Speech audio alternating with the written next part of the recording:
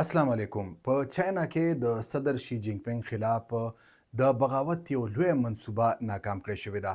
دې لړ کې د چین دوه جرنیلان چې کوم ټاپ جرنیلانو هغه ګرفتار کړی شوي دي. په ننني ویلاګ کې به زه په دې خبره کوم. ډایرکټ به زه تاسو سکرین ته بوځم چې دا دوه جرنیلان دي، جنرال زنګ یوشیا او د دې نه علاوه جنرال لیو زینلی. دا دوه جنرالان دي چې دوی ګرفتار کړی شوي دي او په باقاعده توګه د دوی نه تحقیقات روان دي.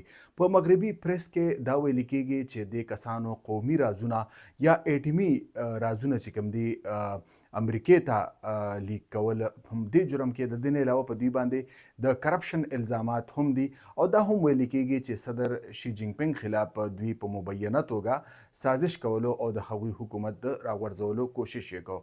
زه به نن تاسو ته په ننني ویلاګ کې ښایم چې د چاینا چې کومه آرمي ده د دې لپاره سنټرل ملټري کمیشن قایم دی په چین کې، یعنی د چین چې کوم آرمي ده هغه بنیادي طور د سنټرل ملټري کمیشن انډر کار کوي او د دې چیرمن چې کوم دی هغه په خپله صدر شي جینګ پینګ د دې چیرمن وي.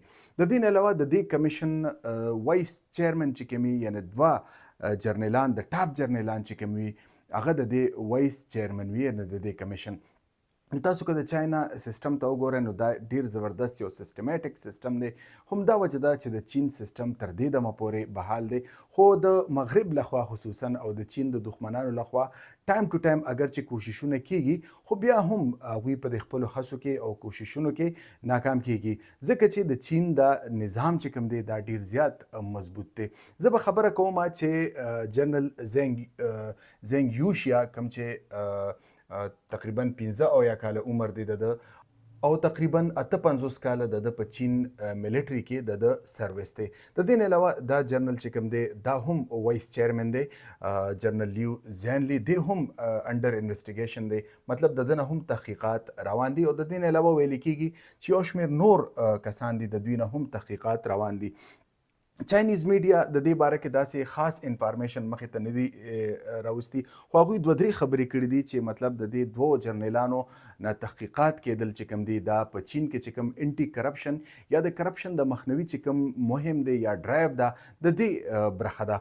خو به هر حال د دې نه علاوه هغوی دا هم وایي چې د دې مقصد ملټري ریفارمز چې کوم دي، یعنی په فوج کې چې کوم اصلاحات دي هم دا د دې مقصد دی. د دې نه علاوه د دې یو بل غټ مقصد چې کوم د چین میډیا هغه ښیي چې د صدر شي جینګ پین سره لویلټي یعنی چې کوم وفاداري ده هغه هم یقیني کوي. نو یقینا چې دا درې معاملات خو به موږ د چین ومنو، خو به هر حال دې باره کې په مغربي پریس کې ډیر زیات ګنګوسې مخې ته راغلي دي.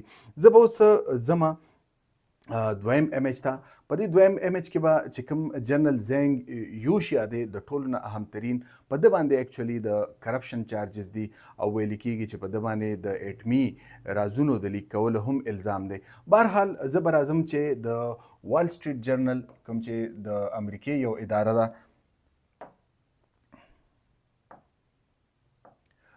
وال سټریټ جرنل او سی ان ان مطبوعاتي ادارې دي، د دوی رپورټونه داسې ښیي چې لکه په مبینه توګه د امریکې ته نوکلیر یعنی ایټمي رازونه یا ایټمي چې کوم انفارمیشن دي د ورکړي وي. د دې نه علاوه دوی دا هم وایي چې دوی د صدر شي جینګ پینګ خلاف د بغاوت کولو کوشش کولو، یعنی ډېر په غټه پیمانه باندې دوی په بغاوت کې هم په مبینه توګه ککړ دي.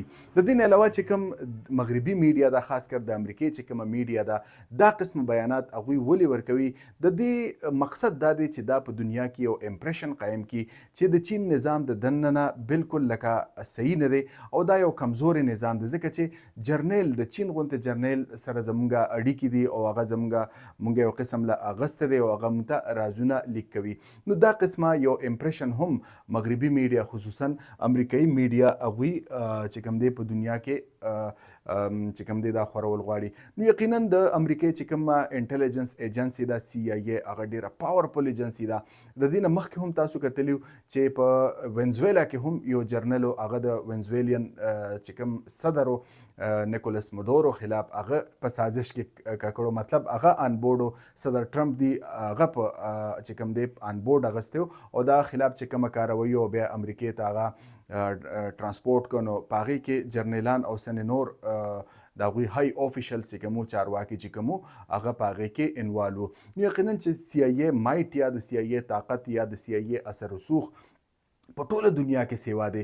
چین هم د هغوی د سازشونو نه څه بچ نه دی. تاسو کتلی شئ چې کوم دا اوسني انفارمیشن دی روز د دې وشو نو دا داسې ښکارېږي چې د امریکې د سی آی ای اثر رسوخ نه صرف په ایشیا کې د نورو ملکونو کې دی بلکې په چاینا کې هم د هغوی اثر رسوخ ډیر زیات سیوا دی. اوس په زه خبره کوم چې په چین کې د کرپشن مبینه سزا څه کېدلی شي. د چاینا نظام ته که موږ وګورو نو هلته زیرو ټالرنس دی. مطلب چې څوک کرپشن کوي یا جرمونه کوي خو په جرمونو کې د ټولو نه غټ جرم دوی ګڼي چې کرپشن زموږ سوسایټي تباه کوي. همدا وجه ده چې په کرپشن باندې هغوی مکمل مخنیوي ممکن کړی دی. همدا وجه ده چې د چین اکانومي په ټاپ اکانومیز کې شمیرل کیږي. د امریکې او دغه رنګ چې کوم نور یورپین اکانومیز دي یا چې کوم ایشین جاپانیز اکانومیز دي هغوی نه خو تقریبا سیوا ده بلکې ډیره سیوا ده. بلکې د دنیا معاشي طور تړل پرانستل چې کوم دی چین کوي او ډیر غټ دولت د چین سره موجود دی. امریکا هم د چین قرضداري ده. نو په د دې بنیادی وجه دا ده چې الته نظم و نسق سیوا دی او هغوی بالکل زیرو ټالرنس دی د کرپشن خلاف. مطلب په کرپشن باندې هغوی بالکل هیڅ قسمه سمجوته نه کوي. د دې نه علاوه د دې سزا څه کېدلی شي چې کله د مطلب شي جینګ پینګ ډیر کلک اقدامات کې د کرپشن خلاف یعنی که دا دوه جرنیلانو خلاف ثابت شو نو د دوی به سزاګانې سوي. نو د دې باره کې همغه اگر چې څه نشو ویلو خو که چېرته سزا یعنی که چېرته د ملک خلاف بغاوت یا کرپشن په دوی باندې ثابت شو نو ډایرکټ به ایګزیکیوټ کی. ځکه چې په چین کې تقریبا د کال 2012 نه یعنی سن 2012 نه یعنی شي جینګ پینګ چې کله په اقتدار کې راغلو تقریبا ویل کېږي چې 1 ملیون خلک یعنی 10 لکه خلک هغوی ته سزا ورکړې شوې ده بلکې ځینو ته سزا ورکړې شوې ده او ځینې اوس هم انډر انویسټیګیشن دي او د هغوی کیسونه روان دي. خو چې کوم میډیا رپورټس وایي تقریبا 2 لکه پورې د چاینیز غټ افسران چې کوم اعلی حکام دي هغوی ته سزاګانې په کرپشن باندې ورکړې شوې دي. نو دا دې جرنیلان دې آفیشلز کې جرنیلان هم دي چې کوم واړه جرنیلان دي لوی جرنیلان دي یا د دې نه علاوه چې کوم بیروکریټس دي پالیټیشنز دي. تاسو ګورئ په میډیا کې چې به په چاینا کې دا نه سزا ورکړې شوه جرنیل ته دا نه سزا ورکړې شوه پالیټیشن ته دا نه سزا ورکړې شوه بیروکریټ ته په کرپشن باندې دا نه سزا ورکړې شوه. همدا وجه ده چې د چین نظام ډیر زیات مضبوط دی.